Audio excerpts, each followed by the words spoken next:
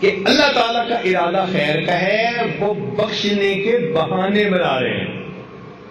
اب اتنا کچھ کرنے کے باوجود بھی اگر کوئی نہ مانگے تو پھر غصہ آتا ہے کہ نہیں آتا؟ کیوں نہیں؟ جب اتنا کسی کو موقع دیا جائے اور وہ پھر بھی غفلت کا اظہار کرے تو پھر غصہ بھی بڑا آتا ہے۔ اب ذرا میری ایک بات کو توجہ سے سننا، میں بات مکمل کرنے لگا ہوں۔ ماں کے اندر اللہ نے شفقت رکھی ہوتی ہے، محبت رکھی ہوتی ہے۔ بچے بدتمیزی کر لیں، بے ادبی کر لیں، ماں کا دل دکھا دیں، ماں پریشان ہو جائے گی، رو لے گی، بد دعا نہیں دے گی۔ بیٹے کو بد دعا کبھی نہیں دے گی۔ کیوں؟ اس محبت کی وجہ سے، اس محبت کی وجہ سے جو ماں کے دل میں ہے۔ اس کا دل ہی نہیں چاہتا کہ وہ بد دعا دے، اور اگر کوئی اس کے سامنے اس کے بچے کو بد دعا دے تو ماں سن کے برداشت نہیں کرے گی، خود ناراض ہے، خود خفا ہے، مگر بچے کی بد دعا برداشت نہیں کر سکے گی، کہے گی آپ نے میرے بیٹے کو بد دعا دی ہی کیوں؟ کیا ایسے ہی دستور ہے نا؟ اگر ایسا دستور ہے تو ذرا توجہ سے سنیے۔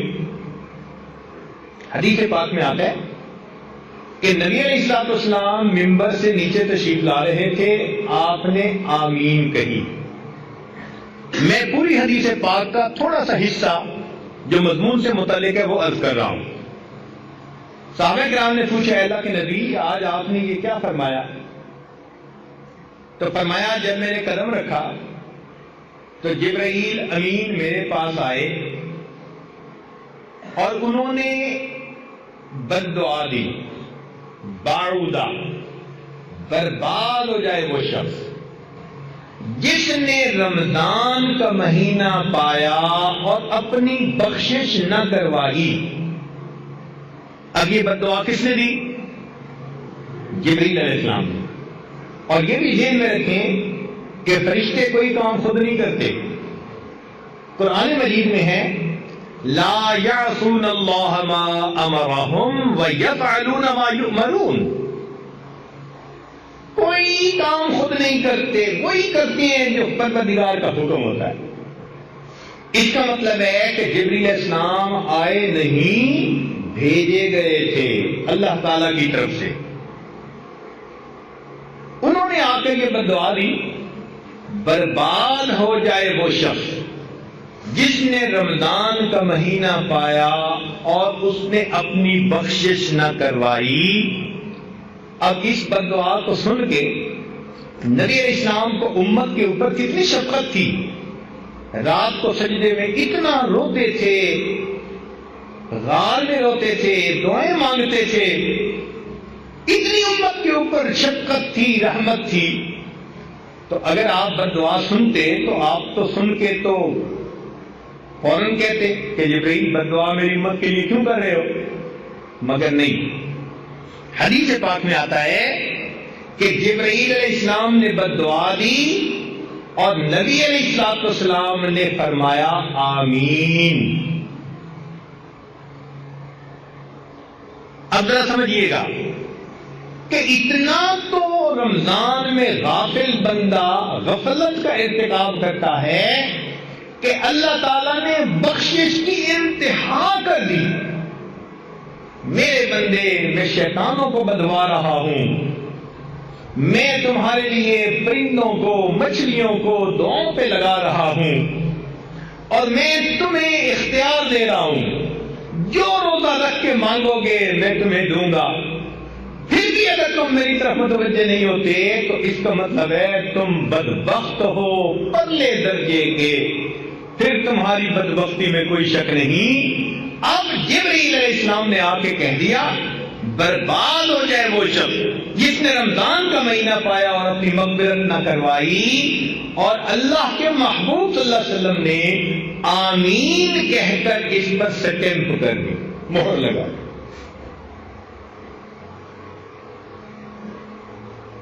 تو رمضان کے بعد کا دن یا تو ہمارے لیے عید ہوگا یا ہمارے لیے وعید ہوگا۔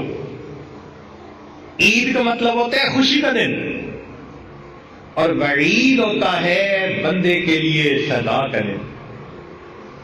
جن کی تو بخشش ہو گئی ان کی تو عید ہوگی، اور جن کی بخشش نہ ہوئی ان کے لیے وعید ہوگی۔ اب یہ رمضان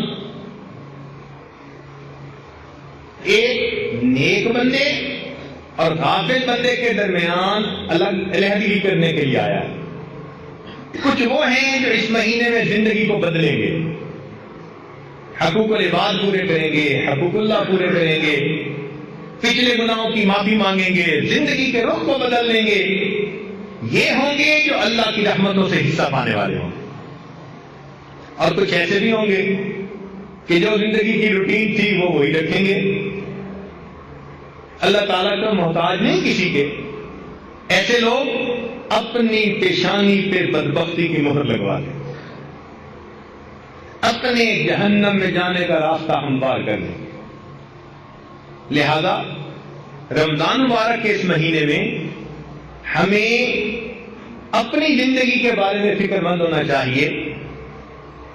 اللہ رب العزت جب کام کرنے پہ آمادہ ہیں، بخشش پہ آمادہ ہیں، تو ہمیں اپنی بخشش کروانی چاہیے، اہتمام سے روزہ رکھیں اور اس کے آداب اور شرائط کو پورا کرنے کی کوشش کریں، عبادت کریں اور اپنے اللہ سے خوب مانگیں۔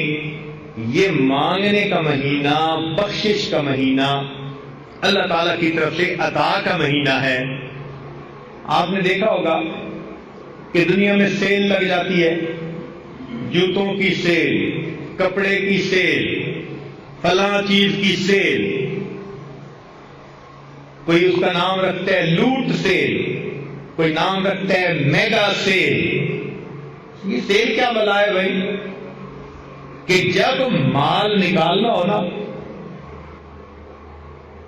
چلیے ہم اپنا مال نکالنا چاہتے ہیں پچھلے سیزن کا، سیل لگا دی، بڑی قیمتی چیزیں تھوڑی سی قیمت پہ نکال دیتے، کہتے اٹھا کے لے جاؤ لے جاؤ۔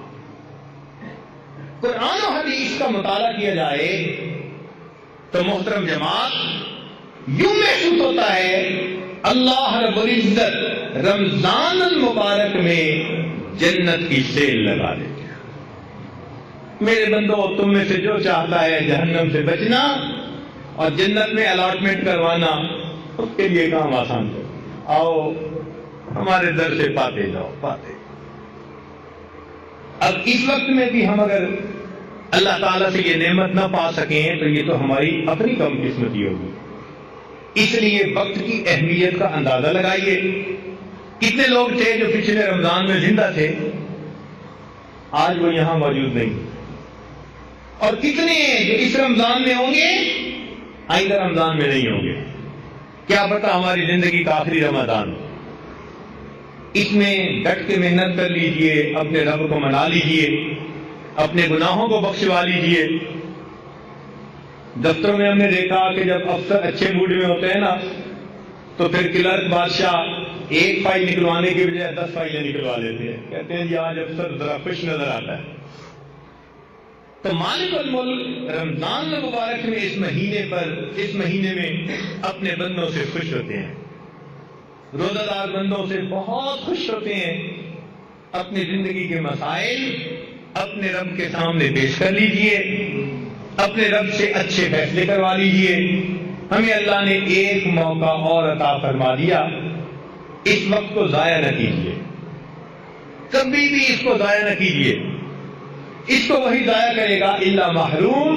حدیث پاک میں آتے ہیں جو یقیناً محروم ہوگا نا رمضان کی برکتوں سے، وہی محروم ہے۔ حدیث پاک میں آتا ہے کہ تم اگر کسی کو پانی کا گھونٹ پلا دو گے نا روزے دار کو افطاری کے وقت، یا لسی کا گھونٹ پلا دو گے تو اس کے بقدر اجر اللہ تمہیں بھی عطا فرما دے گا۔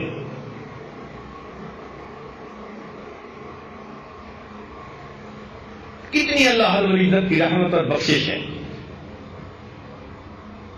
یہ دھلنے کا مہینہ، ایک ایک لمحے میں وہ برکتیں اللہ تعالی کی طرف سے اترتی ہیں۔ اگر کوئی دل کو قبول کرنے والا بنائے تو ایک ایک لمحے میں وہ اللہ کا ولی بن سکتا ہے۔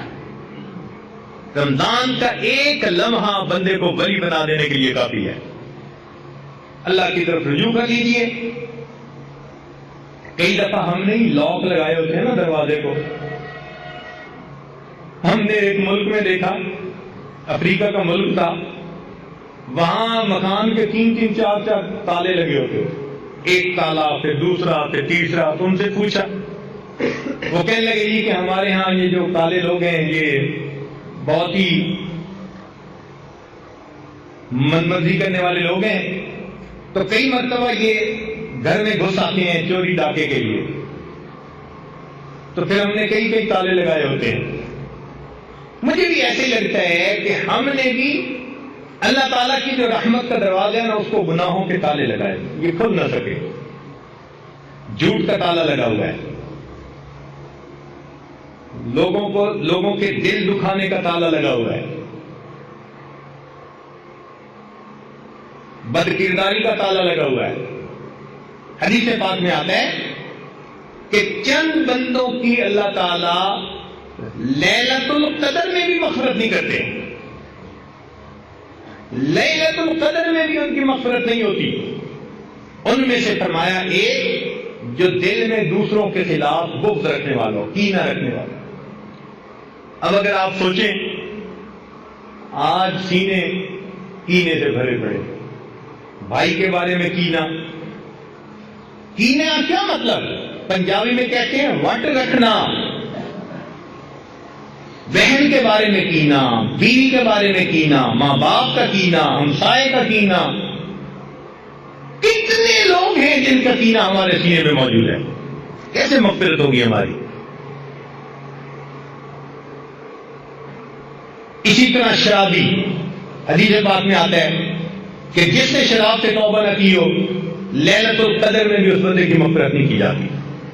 اسی طرح زانی جو زنا کا عادی ہو اور اس سے توبہ بھی نہ کی ہو، اللہ تعالیٰ لیلۃ القدر میں بھی اس کی مغفرت نہیں فرماتے۔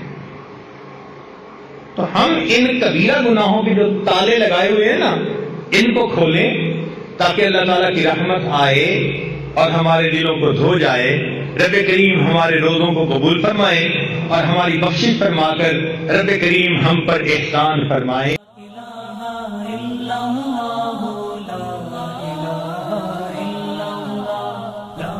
الہ الا اللہ